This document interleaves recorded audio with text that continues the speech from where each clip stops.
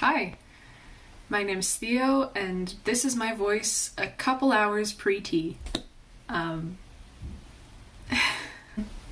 This is the first of maybe a series of little videos, maybe kept to myself, maybe shared with others, maybe posted on YouTube, about me starting hormones. One thing that I always dislike about the transition videos that are on YouTube is that they always start with the person starting hormones and then don't talk about the whole rest of the process that was behind that. And if they do, it's only in little snippets, or it's not that much. I feel like a lot of focus is put on my voice cracked, or I don't know, there's none of the messy stuff from before. And I admit that by doing this, by starting to make these videos now, I am doing the same thing. But it took a lot for me to get here. This is the beginning of something, but it is not the beginning of everything, if that makes sense.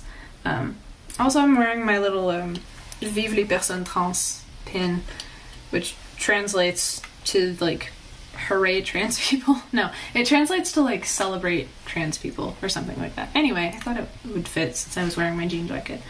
But yeah, how did I get here?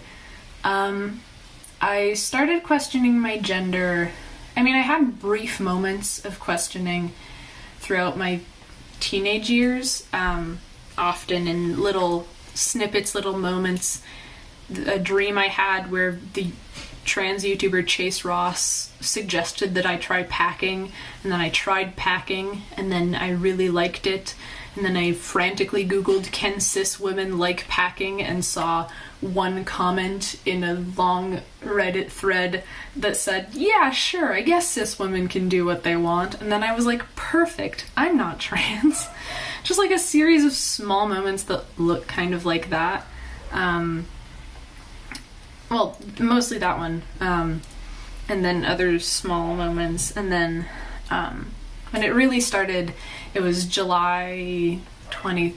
It's midnight, so I'm never sure if it's the 23rd or the 24th, July 2020, during the pandemic. Being isolated and being on my own and having a lot of time to reflect really just sort of opened that door for me. That, and having friends who were trans that let me know that being trans was an okay thing to be and a possible thing to be, that it wasn't just something other people did, right? And basically my friends and I had done a couple months prior a drag party, a drag queen party, where all of us who wanted to participate showed up in drag. If I'm posting this on YouTube, I will put pictures of me in said drag look. I've come a long way. It wasn't very good, but I had fun, and to prepare for that, I watched a bunch of videos of drag kings doing their makeup. I looked up a bunch of those. I watched a lot of them. I had a moment where I really liked drag kings, and then I would start trying to do my own looks at home. After that party, I just got this urge, this specific feeling oh yeah, it's midnight, perfect time to go into the bathroom and paint a little mustache on myself, right?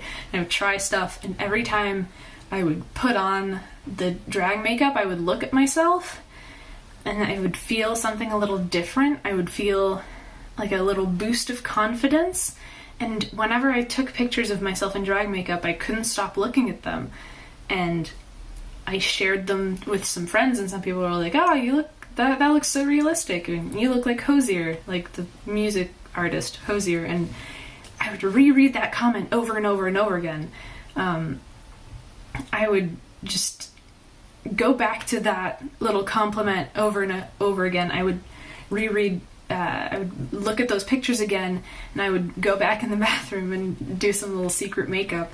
Eventually, I did that little secret makeup, and I tried to dress, like I tried to build the most mask outfit that I could, tried to pass as a guy to myself in the mirror. And when I did, I just sort of also thought, okay, imagine I'm a guy just like in the world. Imagine I'm a guy like me, a guy going to school, or like going on a date, or like hanging out with my friends, or doing art or whatever. And it just, I could imagine so many things, and it brought up such a like strong feeling in me that I realized, maybe I'm not a girl.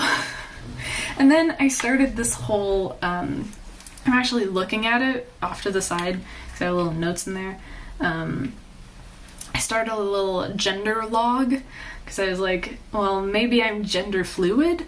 Who knows? But every day I'm going to write a little bit about these gender questions that are now sprouting in my brain. I kind of want to see what that first post looks like. Yeah, so I said, like, I've been questioning my gender. I'm not inherently uncomfortable with being referred to as a girl, but maybe there's something else there. So, research time. Okay, so I just read up a little bit, and at the very start I was like, I'm gender fluid because sometimes I feel more like a girl, sometimes I feel more like a guy. I was kind of afraid of talking about it with my friends because some of my other friends had came out recently as trans, and I felt like I would be either copying them or stealing their spotlight. And so I kept that to myself for a little bit, and I tried stuff with my expression, I tried stuff, and I realized that when I felt like a guy, or when I felt comfortable being a guy, I was really happy. And when I felt like I went back to being a girl, I was disappointed. I was disappointed that the guy moment stopped. And then I realized, like, I was riding my bike and just lost my thoughts, and I tried to imagine my future as me but different genders, if that makes sense. And I had always had a lot of trouble envisioning my future as a girl. I had actually talked to, like, when I was seeing a therapist, I was actually talking to him about it, and I was like, is it a bad thing that I can't imagine my future or don't have any long-term goals? Like, could this be, like, dangerous for me? Like, if I have a bad mental health moment, not to have anything to hold on to in the future? And so that was still present. I tried to imagine my future as just my current self at the time, and there's really nothing there. It was hard to imagine. I was like, maybe I'd like to have a cat. Maybe I'd like to get an undercut someday. And I was unable to imagine what I would look like.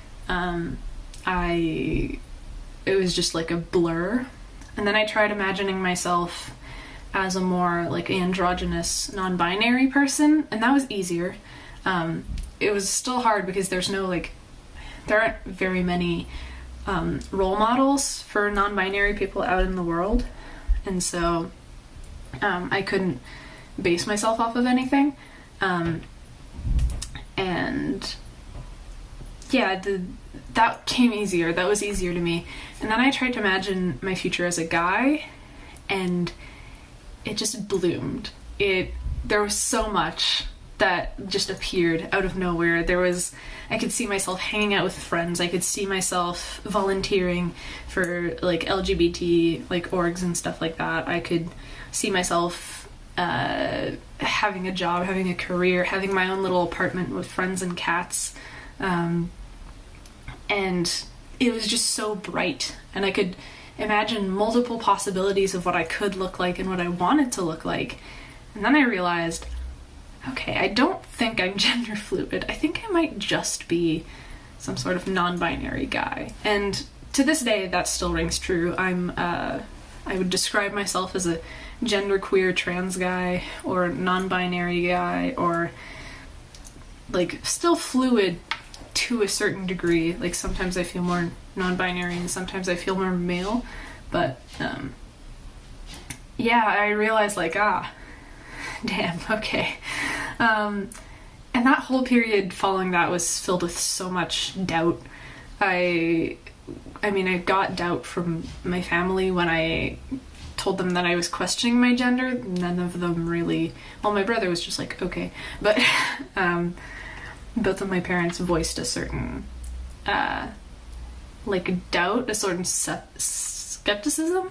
Like they were like, are you sure? You should still see this more. I don't really see you as a masculine person, so it doesn't really make sense to me. And that, and also just like, I really wanted to make sure that I was doing the right choice, that I was not like making any decisions that would negatively impact me in the future. And there was a lot of uncertainty there. And then I came out to some of my close friends, and was well accepted and all. And then when I started school again at the end of that summer, when I went back to college, I was surrounded by people who looked at me. Like I was no longer just alone in my house or occasionally with friends. I was being perceived, and I had lots of cis guys around me to compare myself to, and I just had a moment and thought, no, I can't do this. I can't, like, feel too insecure in what I'm doing. I'm sure this isn't for me. Let's just stop. I came out to my friends. Like, whenever they would use he, him pronouns for me or a different name, I felt like such an imposter. I felt like I was, like, lying to them, or like I was playing some sort, like I was tricking them in a way, which I wasn't. I was genuinely asking them to, like, use a different name and pronouns for me to try it out. And so, yeah, I just went back to being a girl and basically just being closeted everywhere. And that did not work out very well for me. I was still dysphoric about some things. Like back at that time, I was like, I'm not super dysphoric, but now I look back and I'm like, bro, you were doing really bad. You were doing really bad. I was like having such a fuss every morning over how to get dressed to like feel comfortable, and I would enter the bus and I would think about what everyone else was thinking of me, and it was just really like a bad time. And I kept not wanting to be referred to in a feminine way, and I kept, like, it wasn't dysphoria that I had at the start, because there's this metaphor, right? Okay, sorry for this being a little bit rambly, but there's this metaphor that I really like, that I use to explain my transition to my family, notably, and it's really good. And I'll get it. I want to like read it word for word. Okay, so imagine I've been living with a rock in my shoe my whole life. Like, I've been walking with a rock in my shoe. So I go to school, I hang out with my friends, all of it with a rock in my shoe. In fact, I've learned to walk in a way that my feet don't hurt too much because of the rock. I've gotten really good at it too. But since I've always had that rock in my shoe, I don't know that it's there. I think, of course there's no rock in my shoe, because I would have felt it before. Something still feels kind of off though. Other people seem to walk more comfortably, and I have moments where I feel like something's wrong. And then one day, I take the rock out. It's weird at first, since I've gotten used to walking a different way, but soon I realize that this is much better than having a rock in my shoe. If I try putting the rock back, I realize just how uncomfortable it was there. How could I ever have lived like that? So questioning my gender has been like realizing that there's a rock in my shoe. And I think that's really it. It's just a discomfort that it was always there, and I couldn't quite put my finger on it, except for some moments where I was trying stuff with my style and I was consciously thinking, yeah, I feel like something's wrong, but I'm not sure what it is. Like, anyway, in retrospect it's so obvious, but at the time, of course it wasn't. And yeah, it's just noticing that discomfort, and once you notice it, you can't unnotice it. And so I kept thinking about my gender. I saw this social worker at my college. We talked about it. So this other therapist talked about it because I really wanted to make sure that I was doing the right decision for myself, and also I wanted to prove to my parents that I was doing the right decision for myself. I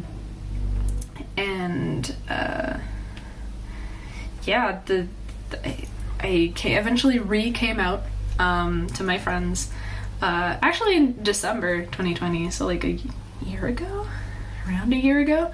So I came out to them again, and in the next couple months I came out to the rest of my friends. I came out to my my program at school. I came out to just at school in general, changed my name in the system and everything. I came out to the rest of my family, and that summer I came out to the world on Facebook and was out everywhere. So I'm out everywhere except like my bank. And so yeah, throughout that I was slowly like trying different things, trying different ways to be comfortable, talking to other trans people, participating in discussion groups locally, and yeah, there was a lot of doubt. There was a lot of going back and forth. There was a lot of trying to make sure that I was doing the right thing. But like, I feel like there's a lot of weight that's put on certainty when it comes to transness and transition that isn't put when it comes to other things. Like, it for sure, transitioning is a big life event and decision, even though it's one large thing composed of many small parts that in themselves aren't that big. But like, there's a lot of weight that's put on certainty, and that puts a lot of pressure on people who are just trying things out, and you can't know if it's right for you without trying those things out. And so I think that's what puts so much like pressure, and that's what makes it so intense of like, oh, is this right for me? Am I gonna detransition? Like everything like that. And I was feeling that so hard, and with time I've only realized that this is doing good for me. There was this discomfort that was there before that isn't anymore, that like I couldn't have, like I wrote poems about something feeling wrong and uncomfortable, and I remember what that feeling was, and ever since I started exploring my gender, that feeling is no longer there. And so there's just really tangible signs. Like, I am an extrovert now. Like, I have, like, it gives me energy to interact with people, and I love, like, meeting new people and talking to people, which was not me at all before. I'm not saying that, like, it's the ideal. I'm just saying that there was something holding me back from that. And yeah, that's how I got here. a lot of not bureaucratic, but like documents and such. I get referred to a place, I get this letter, I send this letter to the doctor, I wait for a rendezvous for an appointment, I just bounce around everywhere, I wait for things, I wait, and I wait, and I wait, and I wait, and then I get an appointment, and then I wait, and then I wait. So a lot of that, and after a lot of waiting, after many months, I called my doctor and I was like, hi, am I still on the waiting list? And then the hospital told me like, yeah, it says you need a scan. And I was like, what, a scan? So I called my doctor and I'm like, hi, do I need a scan? And she's like, no, you don't need a scan. I'm just gonna change that on the file. And then like 2 months later, I get an email at the same time as one of my friends actually, saying that I got the appointment with the endocrinologist. And that was last week. That was Friday. This is being recorded on a Sunday, by the way. Yeah, it was Thursday. Yeah, so like a couple days ago, I went to see the endocrinologist, and we talk, and he gives me my prescription, and I go to the pharmacy, and I get my testosterone and my needles and everything, and this afternoon, like a couple hours from now, I'm going to do my first shot. it feels weird. It feels like I'm not, like at the same time it feels like I'm not, well, it's always like this. I feel like I should be more excited than I actually am, but it's so weird that this so many months of questioning and then waiting and then wanting to go on T so bad, and like agonizing over it, and now it's here, like this afternoon. And then of course there'll be months of waiting after that for like effects to take place, but I don't want all of this to be instant. I want this to be like a process, as it will be. And now I'm here. So now that I'm here, what am I looking forward to? I'm looking forward to my voice changing. That is the main thing. Way back when I talked to a social worker at school, we were talking about the effects of HRT, and he said that when I started talking about voice changes, my eyes just lit up, and really that's the biggest thing. That's like, I just want, because sometimes people look at me and they gender me correctly, and then I open up my mouth and this ruins everything, and it feels like I can't, like, me and others can't take myself seriously as a guy because of my voice. And it's just, I just want, like, even, another thing is, like, I was worried that I would want the effects of tea just so I could pass to other people, but I'm thinking, like, if I were on a desert island and I was just alone by myself, would I still want these effects? And yes, I would want to have a deeper voice than this.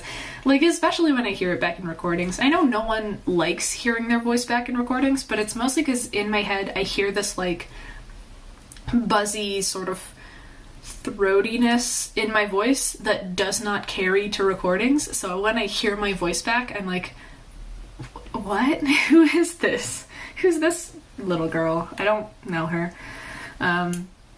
So I'm looking forward to that. I'm looking forward to, like, hair, more hair, hopefully facial hair. Part of the little fake makeup that I did when I did drag makeup has carried through in that, like, sometimes when I go to the one queer bar in my city, I, like, use mascara to give myself a little beard and mustache, and the gender euphoria, it feels so me. It feels really comfortable. And hopefully I get some of my own. If anything, I'll just dye it. I don't know, we'll see. And just like being hairier everywhere, I feel kind of dysphoric about looking hairless, even though I know I'm hairier than most cis girls around me, I feel like. Like, I have pretty solid arm hair, leg hair and everything, and so, but I still feel like hairless and bare and weird, like a baby. I don't like it. I'm excited for my face to change a little bit, because sometimes I feel like it looks mask, and I've been told it does, but I feel like it looks too baby. That's another thing. I just hope that HRT in general makes me look like a guy my age, because right now I just look like, if you interpret me as a guy, I look 12. That's why, like, I try and dress, well, part of the reason why I try and dress cool and be stylish, so I look too cool to be 12. Like, if I'm just wearing a hoodie and sweatpants all the time and like a backwards cap, I'm gonna be interpreted as a 12-year-old. But if I'm stylish, I'll at least be interpreted as a lesbian. Yeah, I want to look my age. I want, ideally, my periods to stop. I know it doesn't do that for everybody. I want it so bad. I won't talk too much about this because it's a little personal, but very excited for bottom growth. Want that. Fat redistribution just in general. Very much want that. Like, even just like my skin being less soft. Like, having soft skin is fun. I kind of want the rugged. I want the scruffy. I'm probably forgetting something that I want and I'm excited about. I'm just excited to look more like me. Like, I took this selfie at some point. You can put it next to me or something. Where I had like done my beard and I had done my eyebrows to like make them thicker, and I was wearing a mask, and I was just like, and just the glimpse of me that is visible in that selfie, I looked at and I was like, oh, that's me. And like, even though it's so bad, like it's a picture I took while I was doing makeup. Like it's not a formal, like it wasn't taken in the, like, to be a good picture. It was taken because I was like doing my makeup, and I look and I'm like, that's me. And I've had those little moments since the beginning, and those little moments have guided me towards what I want to do next. They've always been like a little guide, like in a video game, what's pointing you towards where you need to go. And that's what these moments have been for me. And so I follow them, and so far they've never let me down. And I've only looked more me as time has gone on. And yeah. I'm also excited to express more femininely. I feel like my gender expression is like a sort of balance, like a sort of I only have balance in my head, but the with like feminine on one side and masculine on the other. And I feel like since my body and like my physical appearance tilts more feminine, I need to look more masculine to weigh it back to a balance that I'm comfortable with. But I feel like when I'm gonna look more masculine body-wise, I'll feel comfortable expressing in feminine ways that I'm holding myself back from doing right now. Like, there's some clothes and there's like makeup stuff. There's just like some ways to express myself that I would like to do, but that I try and then it makes me dysphoric and I feel really bad about it. Like, I feel really disappointed that I can't express myself in that way. But yeah, because I'm not like a super masculine person, obviously. I mean, I like, with time I've realized just how much I like masculinity and being masculine, just how comfortable that feels for me, how, like, gender euphoric. But, yeah. Another thing that I am looking forward to is, like, possibly being a little bit bulkier. Like, even just, like, fatter. Like, I would like to not be as much of a twink as I currently am. What am I not looking forward to about HRT is acne. I have some. It's not visible, a little bit. I'm not looking forward to it, but then again, when I get acne, I get a little bit of gender euphoria because it reminds me of guys who are on T. So the brain works in mysterious ways. I'm not looking forward to being sweaty. Like, it's a puberty, so clearly my hormones are gonna have a time, and that might result in some like mood fluctuations, especially in the first few months as my body is adjusting to a whole new hormone being put in my body. Final question. How do I feel right now? Good. Like, I thought I would be more excited. I think when I'm just gonna be there doing it, because it's one of my friends showing me how to, when I'm gonna be there, I'm gonna actually feel the hype. And like, I have want to get my prescription, and when I was going there, and I just have little moments where I'm like, oh crap, I'm starting testosterone, right? I feel really good. I feel like I've reached something. I feel accomplished. I'm excited for what's to come, I guess. It's gonna be a ride, a journey. It's gonna go great. On that note, thanks for watching. I don't even know if I'm gonna put this on YouTube. Thanks for watching anyway. If you're future me, hope you're doing well. Take care of yourself. Yeah. Excited to see you for the rest of it.